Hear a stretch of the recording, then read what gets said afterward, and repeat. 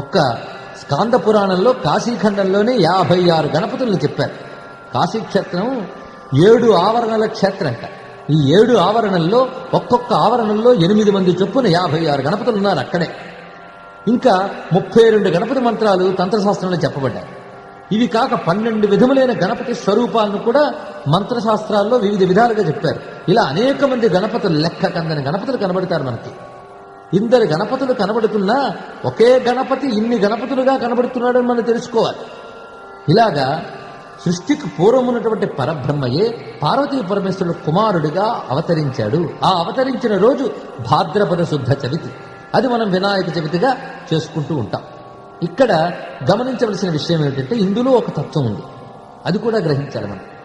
ఈ ప్రపంచమంతా 24 తత్వాలతో కూడుకున్నది అని మనకు సాంఖ్యమతం చెప్తోంది. అది కూడా వైదిక మతమే. ఆ 24 తత్వాలు ఏమిటి అంటే అవ్యక్తము, వ్యక్తము, మహత్, అహంకారము,